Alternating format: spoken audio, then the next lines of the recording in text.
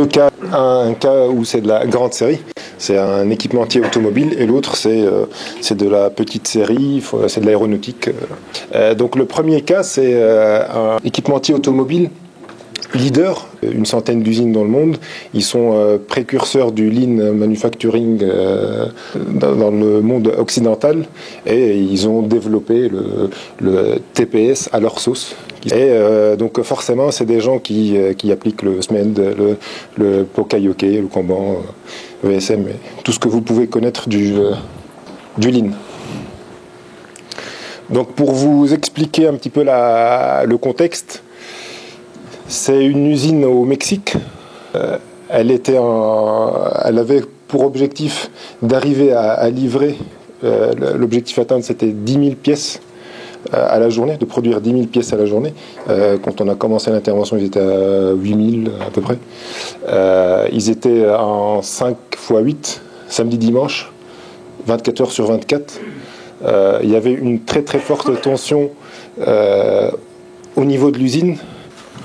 C'était deux des plus gros acteurs du monde automobile. Cette usine fabriquait les alternateurs de tout le continent américain, avait une part de marché significative au-delà de 50%, était en train d'arrêter Détroit, etc., etc. Donc ça montait très haut et ça faisait très mal. Il y avait New Business on Hold pour le fournisseur. Il y avait 11 directeurs d'usine sur site simultanément. Il y en avait un caché derrière chaque machine. Les meilleurs du groupe avaient tous été précipités là parce qu'ils allaient perdre leurs plus gros clients.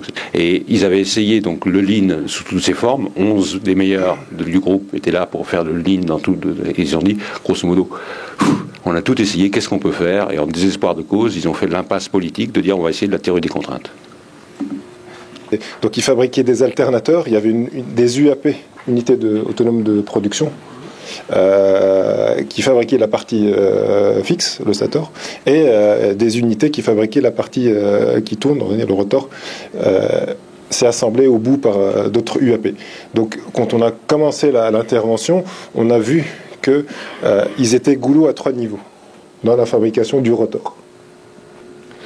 Pour rentrer un petit peu plus dans le détail, donc une UAP qui est représentée ici par une ligne où le produit rentrait par là, il faisait plusieurs étapes et sortait de l'autre côté. Comme on disait tout à l'heure, c'est des gens qui ont énormément poussé le principe du One Piece Flow à tel point que si on produit une pièce en plus, je n'ai pas où la mettre. Physiquement, ils ont mis des endroits entre les postes où on peut mettre qu'une seule pièce. Si j'en fais une en plus, je vais la garder dans la main en attendant que l'autre passe. Donc un flux One Piece Flow très tendu dans l'organisation en termes de temps. On a chronométré et on a vu qu'il y avait un goulot qui était l'équilibrage.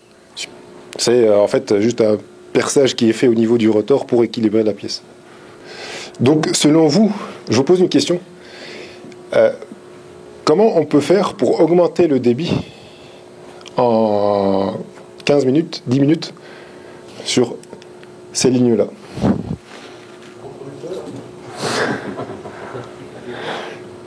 C'était pas la culture de la maison. C'était pas vraiment la culture de la maison. En faisant ce que vous avez dit, mettre un peu de stock devant le goulot. Donc d'avoir une pièce d'avance, en avoir quelques-unes pour assurer son bon fonctionnement. Effectivement. Donc l'idée par rapport à ça, c'est de créer un buffer, ici, qui va combler tous les micro-arrêts, tous les arrêts qu'on peut avoir en amont du process. Et typiquement, pour démarrer, ce qu'on avait fait, parce qu'il n'y avait pas la place, on a ramené des bacs, 2, 3 bacs. Là, l'idée c'est à chaque fois qu'on ait un aléa qui fait que il n'y a plus de pièces qui alimentaient le buffer, on en mettait des pièces du bac. Rien qu'avec cet exercice-là, on a effacé en 15 minutes tous les micro-arrêts qu'on peut avoir sur le goulot. Et donc, à chaque fois qu'il y avait un aléa en amont, on mettait la pièce et on avait des productions. Comment vous faisiez pour recompléter le buffer? C'était une ligne qui s'arrêtait jamais. recompléter. S'il y a une panne de 3 jours, là, normalement, il est reconstitué normalement. Du fait que le débit qui est là, il est plus faible, forcément, ça va se cumuler ici. Le problème avec la théorie des contraintes n'est pas les contraintes, tout le monde les aime, etc. Le problème avec la théorie des contraintes, c'est que personne ne veut admettre qu'une fois qu'on a pris cette décision, ça veut dire que tout le reste est non goulot et excellente capacité. Il n'y a aucun problème pour entretenir un stock ici, parce que tout ça, c'est une excellente capacité. Et c'est la meilleure usine que j'ai rencontrée. Ils se connaissent l'équilibrage, etc. Il y avait environ, on était à temps unitaire 17 secondes, et il y avait plutôt 15,5 ici, etc. Le buffer, il ne compense aucun aléa qu'on peut rencontrer sur le boulot, tout ce qui est perdu sur le boulot. Exactement. Oui, c'est une heure perdue sur le goulot, c'est une heure perdue, n'est pas rattrapable. On a un petit peu... En provoquant un petit peu, ce qu'on a fait, c'est qu'on est bien d'accord que cette machine-là ne doit jamais s'arrêter. Jamais, ça veut dire 0 heure. Ça veut dire, même pour les pauses, on met quelqu'un d'autre, même pour les réunions 5 minutes ou autres. Donc, on va dire que ça s'est fait dans 2 temps. Là, le premier, c'est une solution assez rapide pour pallier au micro-arrêt. L'autre solution, c'est de trouver réellement des actions pour améliorer la performance du goulot même. C'est de réduire le temps. On était à 15 secondes, il fallait descendre un petit peu moins. Ou là, principalement, c'est des actions méthode et maintenant, c'est autre. Il y a un slide que je regrette de ne pas avoir mis qui dit que la théorie des contraintes, c'est du 1%, 99%. C'est-à-dire que Vilfredo Pareto avait tort quand il parlait de 20%, 80%. Il y a une hyper-focalisation dans la théorie des contraintes qui est époustouflante. Moi-même, je m'en surprends année après année. Nous avons le problème entre 2 grosses multinationales. Le problème se situe au niveau de l'usine au Mexique. Dans l'usine au Mexique, il y a 20 UAP. C'est 3 des UAP qui posent problème. Dans les UAP, il y a 15 machines. C'est une des machines qui pose problème. Sous le capot de la machine, c'était des forêts qui perçaient les petits trous pour équilibrer, comme on équilibre une roue de véhicule, qui posaient des petits problèmes. Et effectivement, une fois qu'on a commencé à travailler et gagner 0,2 secondes sur le perçage de l'équilibrage d'une petite machine à San Luis Potosí, les problèmes entre ces gros équipementiers ont commencé à se dissiper. C'est 0,001% de votre système est en train de contrôler tout le reste. Donc, comme on l'a dit, on a intégré de la théorie des contraintes à leur principe Lean. C'est pour ça qu'on croit que c'est vraiment complémentaire, ces 2 notions. Et en aucun cas, on prône une par rapport à l'autre. Donc, en deuxième lieu, on a travaillé sur les pauses, donc il fallait que la machine tourne 25 heures sur 24, qu'elle ne s'arrête jamais. La maintenance était prioritaire sur ces interventions. La maintenance devait intervenir sur ces postes-là en priorité. Les méthodes aussi. Ça implique, pour l'avoir vu, honnêtement, une vraie implication des fonctions support sur le terrain. Je prends la fonction méthode, et c'était assez flagrant. Dans la réunion du matin, on décidait quelque chose, on l'appliquait l'après-midi. C'est pas ce qu'on remarque d'habitude dans d'autres entreprises. La fonction méthode, pour l'avoir vu ailleurs, généralement c'est derrière un PC.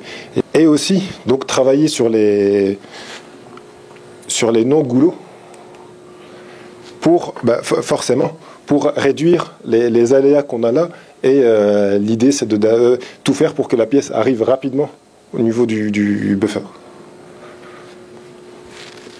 Vous parlez de maintenance, vous parlez en préventif ou en curatif ? Curatif, déjà. Curatif, ouais, parce que ce qu'on a vu, c'est que pour le coup, là au début, c'était quand il y avait une panne, on posait la question où est la maintenance, elle était occupée ailleurs sur des postes comme on a vu tout à l'heure, Stator et autres, à faire des interventions. Donc, comme on a dit, on combine les deux, on a identifié le goulot. Une fois qu'on l'a identifié, on mène les actions Lean qu'on peut connaître de TPM ou autre, tout ce qui peut nous aider à avoir du débit supplémentaire, on le prend. Pardon. Pour être sûr de bien comprendre, avant votre intervention, le votre client n'avait pas identifié le goulot, c'est bien ça. Alors pour le cas, ils avaient même une image dessus. Ils l'avaient identifié. Mais par contre, ils faisaient rien en sorte qu'ils l'exploitaient au maximum. Ils avaient même un sablier, pour le coup, affiché, mais sans plus. Donc vous avez fait le plus dur, vous avez fait le plus facile. C'est une excellente question, hein, parce que effectivement, j'aurais bien mis la photo, mais il y a des limites à la confidentialité, parce que c'est un symbole standard du X Production System, dans lequel ils identifient les goulots, et il y a un symbole à côté de chaque goulot, et chaque ligne de l'entreprise, on identifie le poste goulot, parce qu'ils savent très bien que même s'ils ont essayé d'équilibrer, il y a quand même un goulot. Okay, donc, et c'était juste. Parfois c'est faux, mais c'était juste. Le problème, c'est qu'ils n'avaient pas poussé la réflexion jusqu'à celle de la théorie des contraintes, qui dit, et donc c'est dual, et donc cette machine n'est pas comme les autres, et ainsi de suite, et ainsi de suite. Mais le panneau était là, et il était juste. Il disait, comment c'était en espagnol, j'ai oublié, quello de botella. Il y a un problème de culture très fort, c'est que moi, pour avoir travaillé dans un équipe banquier, vraiment très similaire, c'est pas le même. Le problème de culture, c'est qu'on ne met pas de stock en cours, on ne met pas de stock en cours.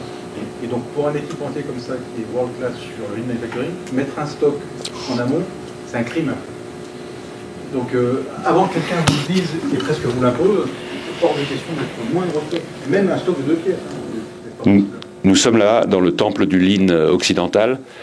Sur les 11 directeurs d'usine des meilleurs du groupe qui étaient là, je pense que j'ai seulement réussi à en convaincre 8 que ce qu'on avait fait, c'était pas absurde. Les 3 autres, ils ont joué à l'autruche, ils ont dit c'est que des bêtises, jamais on fera ça, et ils sont repartis en One Piece Flow, et ils ont surtout pas voulu comprendre qu'est-ce qu'on avait dit. Mais vous avez raison. C'est une des petites subtilités de conflit entre du lean pur et de la théorie des contraintes, c'est qu'on accepte, quand le monde n'est pas parfait, qu'on ait des stocks tampons, parfois petits, hein, ça tenait, c'était 3 bacs de pièces sur un flux. Mais et plusieurs d'entre eux disent ah non, One Piece Flow, etc. Le moment où j'ai choisi d'intervenir, je me suis assuré qu'ils étaient en train de dormir, les 3 en question. Hein. Ils m'auraient interdit de le faire. Sauf que quand ils sont arrivés, on avait fait 17% de plus. Excusez-moi. Comment on peut être dans l'excellence comme vous la décrivez et être à 15% de micro-arrêt et ne pas le savoir, le mesurer? Comment on peut louper 15% d'arrêt micro-arrêt? Moi, j'ai fait le cercle de Ono, le Gemba. Je suis resté devant cette machine pendant 6 heures avant de prendre ma décision, avec un chronomètre dans ma poche. Il n'y avait pas de mesure de TRS Le TRS excellent. Qui ne faisait pas apparaître 15% de micro-arrêt. Non. La focalisation Non, et je pense que c'est très rare que les gens arrivent à trouver les micro-arrêts inférieurs à 3 minutes dans les entreprises. Il y en a où ils ont câblé les trucs sur les machines et tout. C'était pas le cas ici, c'était déclaration manuelle.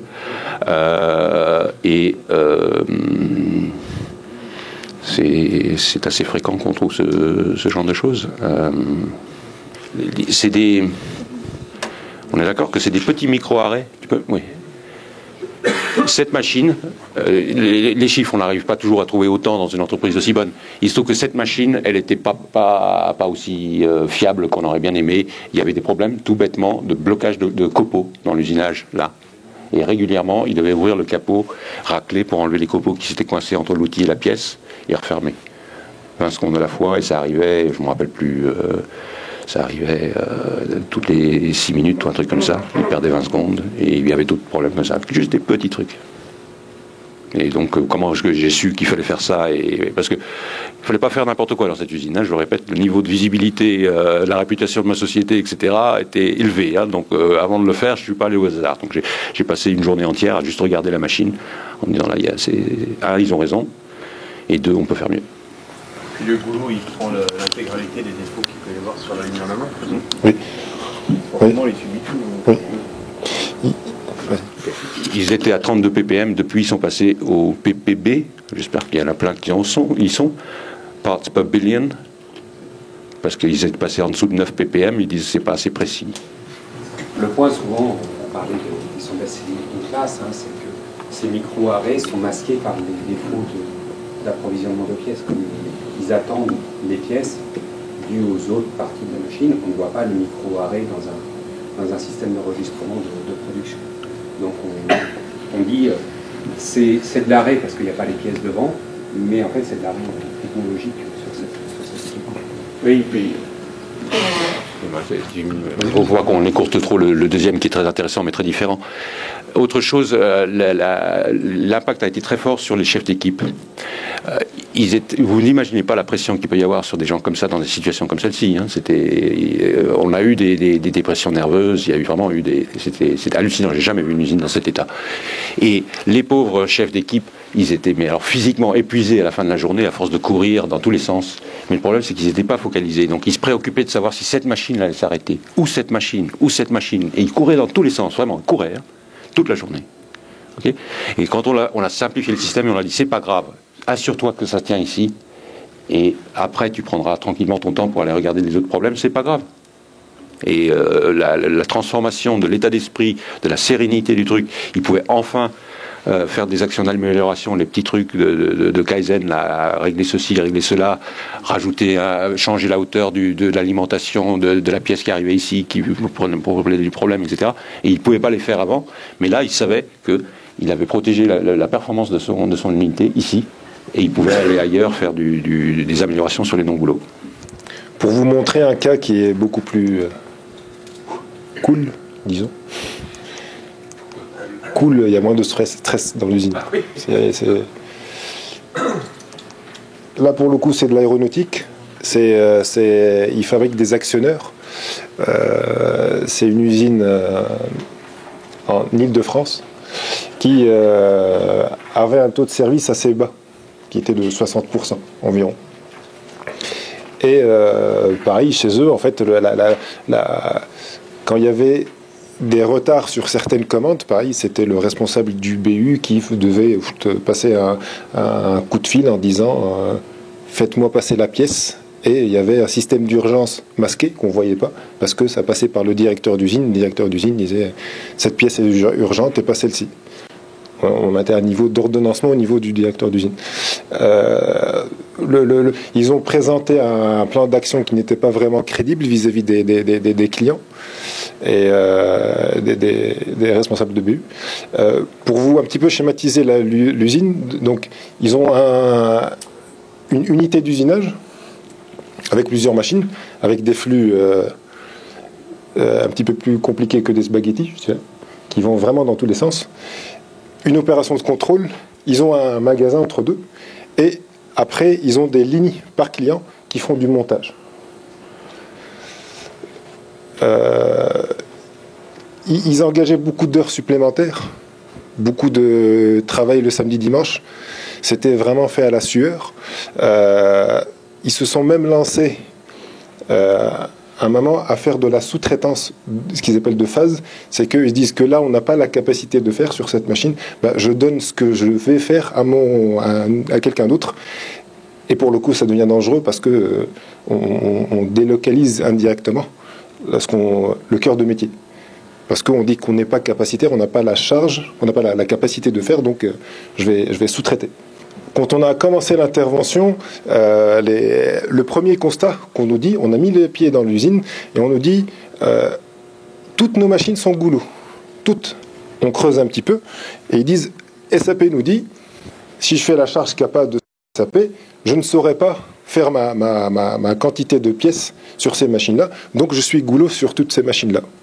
Aujourd'hui, j'en ai 10 ou beaucoup plus. On travaille pour réduire ce nombre de goulots. Donc, à la première question, où sont les goulots, ils nous ont orientés vers plusieurs machines. Ce qu'ils ont oublié de l'autre côté, c'est que avec SAP, ils avaient une opération de contrôle qui était là, qui n'était pas vraiment gammée, dans le sens où c'était un temps pas très important sur SAP. Et comme ils ont décidé du jour au lendemain de faire de la sous-traitance, ils ont une politique qui dit la pièce, quand elle sort, elle doit être contrôlée, et quand elle re-rentre, elle doit être recontrôlée. Donc vous voyez bien du jour au lendemain, avec une décision de commencer à fabriquer des pièces à l'extérieur, on modifie les flux et on augmente la quantité de pièces à contrôler. Quand on a mis les pieds dans l'usine, on s'est rendu compte que le goulot n'était pas du tout là. Le goulot était le contrôle. Eux, ils nous ont dit que c'était toutes les machines, quand on se baladait dans l'usine, il y avait l'équivalent de 370 OF sur les 1000 et quelques tankés devant le contrôle. Donc, avec le fait d'avoir des quantités comme ça, et une quantité de pièces à contrôler, 8 déjà, ce qu'il faut savoir, 8 des 10 urgences, ils avaient un système pour le coup de 11 étiquettes qui pouvaient attribuer à un bac pour dire que ce bac est urgent. Sur les 10, 8 étaient là. Donc si on se dit que ma goutte, quand elle tombe, elle met du temps pour passer le contrôle, donc on imagine que le contrôle est goulot. Donc une des méthodes pour identifier le goulot, déjà, ça peut être la quantité de pièces du travail qu'on a en amont du poste. Donc partant du point qu'on a identifié le goulot, on se dit que le contrôle est goulot, on a fait deux actions. La première, c'est qu'on a dit, ce goulot-là, il faut qu'il crache 2 fois plus de pièces. Il faut qu'on sorte de la pièce, de cette zone-là. En appliquant, et c'est là où on dit que c'est complémentaire, comme on a dit tout à l'heure, du lean ou autre. Et là, pour le coup, on a vu ils faisaient beaucoup de contrôles redondants chez eux. C'était fait au niveau du poste et refait chez eux certains contrôles. Donc on a supprimé tous ces contrôles redondants. Il y a eu une réorganisation de la fonction dans le sens où ils ont créé ce qu'ils appellent des contrôles volants. Dans le sens où on n'a pas besoin d'à chaque fois de ramener la pièce. La pièce était contrôlée au pied de la machine. Et l'idée par la suite, c'est de faire de l'autocontrôle, quoi. Et on n'a pas besoin à chaque fois de ramener les pièces et faire du contrôle dans une zone bien spécifique. Pour les sous-traitants aussi, l'idée c'est que le sous-traitant fasse le contrôle avant de les livrer la pièce. Donc, première action, on augmente le débit du goulot. Donc on cherche le volume. Et l'autre action, c'est on limite les EF dans l'atelier. Et c'est là où on a dit, on applique la règle 2 pour 1. Et du jour au lendemain, on a décidé, on ne sort plus, on met dans l'atelier un EF pour 2 sorties. C'est pas compliqué. Pour vider une baignoire, il faut limiter l'entrée et sortir beaucoup plus de pièces. C'est aussi simple que ça. Comment vous gérez l'aspect qui peut être psychologique ou réel du fait que du coup, les gens qui sont à l'atelier ne sont plus occupés aussi bien qu'avant. Et concrètement, il y a 100 personnes, on dit voilà, on doit limiter pour que ça se dégoulotte et que oui. C'est pas plus simple. Oui. Mais les 100 personnes non plus. Oui, ça a fait apparaître un phénomène qui est beaucoup plus légitime pour la production. C'est hyper frustrant pour un producteur de ne pas savoir donner du boulot à ces gens. Ça, c'est frustrant. Mais par contre, c'est beaucoup plus simple d'expliquer à un opérateur, de lui dire aujourd'hui, tu n'as pas de boulot, on va faire de la polyvalence, tu vas être formé sur quelque chose d'autre. Si on était dans le cas, comme on a schématisé dans le graphique en haut, c'est que c'est pas légitime. L'opérateur, il a une quantité de travail à faire. Donc pour lui, c'est pas normal d'aller ailleurs. Pour ce cas-là, on a décrit usinage et montage. Je vous assure que c'est 2 mondes différents. Il faut limiter un passeport pour passer d'une zone à une autre. Et pour le coup, quand on a mis en place ça, le gars, normalement, il va dire, j'ai pas de boulot, il faut que tu ailles ailleurs, il faut que tu fasses autre chose. C'est aussi simple que ça. Ça donne des arguments pour la production, pour développer la polyvalence et la formation. Et donc l'application de la règle 2 pour 1, pour moi, elle est beaucoup plus compliquée pour les ordonnanceurs ou la supply. Parce que du jour au lendemain, on va leur dire, vous allez choisir, vous allez trancher, on ne va pas mettre 2 EF, vous allez décider. Et forcément, ce choix-là fait que on mettra le bon. On ne cherchera pas forcément à livrer une commande qui est dans 2 ans, mais on mettra plus ce qui est vraiment nécessaire. La supply chain, les ordonnanceurs ne peuvent plus jouer à c'est SAP qui dit que. Donc on a dit, on va changer cette stratégie, on va changer cette culture. On va dire, pareil, du jour au lendemain, c'est les ordonnanceurs qui ordonnancent et qui sont dans l'atelier et qui disent on est censé passer ça avant ça parce qu'il y a un client derrière. Et au niveau culturel, c'est pas simple. Bien sûr, c'est pour la production, limite, c'est pas pour ce cas-là, mais pour un autre cas qui travaille aussi dans l'aéronautique, c'était limite une perte de pouvoir de donner le boulot aux gens. Quand on disait La règle 2 pour 1 est simple. Je pense qu'une personne externe, le fait d'imposer une règle comme ça, facilite parce que bon, ça passera mieux. Si ça ne marche pas, ce sera la faute du consultant. Donc. Et le résultat a été immédiat. On a mis une certaine... Là, vous avez ça fendu. Ça a créé, pour être transparent, de la frustration parce que limite, certains se posaient une question si la boîte allait fermer ou pas, parce qu'il y a beaucoup moins de boulot. Mais on n'est pas du tout dans cette logique-là. L'encours, c'est pas magique, hein, on en met beaucoup moins que ce qu'on sait sortir. Là, c'est en termes d'EF. Vous pouvez l'appliquer dans quelle unité que vous voulez. Des pièces, des EF, des tonnes, des litres, tout ce qui est mesurable, je dirais. On est passé à peu près de 1000 EF à 600 à peu près EF dans l'atelier. Ce qu'il faut savoir aussi, c'est que faites attention dans la marmite d'EF qu'on peut avoir dans l'atelier, c'est qu'il y a des EF qui font le fond de roulement de la boîte. Il y en a d'autres qui sont arrêtés parce que des problèmes qualité et autres. Dans le sens où dans ces 500 qu'on a là, on le verra tout à l'heure dans l'exercice, il peut y avoir des problèmes qualité qui font qu'on aura du mal à aller au-delà. En réduisant la quantité d'encours, forcément, on a réduit les cycles. Les cycles, en termes de lead time, ils ont énormément baissé. Forcément, parce qu'il y en a moins qui attendent. Donc la pièce passe beaucoup moins de temps dans l'atelier. Et cet exercice-là a été assez... il a apporté d'autres bénéfices. Le retard de pièces mécaniques a énormément baissé. Là, on était un palier à 140 pièces méca en retard qui est dû, et la mission est encore en cours. Je pense qu'on descendra encore plus. Le site est confronté à beaucoup de problèmes qualité et non-maîtrise du process qui fait qu'à un certain moment, les délais ne pourront plus combler la maîtrise du process. On a beau avoir un problème qualité, on relance. Même si on est très rapide, à un certain moment, l'exercice a ses limites. L'encours a été réduit de 1,2 million. Ça, c'est un très bon argument pour faire d'autres investissements. Pour dire, on a réduit le WIP de temps, on peut investir sur des autres équipements, sur d'autres choses qui vont nous faire réduire encore plus le délai. Et, le taux de service de ce mois-ci, en plus, il est au-delà de 70%. Et je pense qu'on ira beaucoup plus loin. La première ligne dit augmentation de 30% du débit de l'usine. On a réintégré toute la sous-traitance qui était énorme, 2 phases, 2 trucs, etc.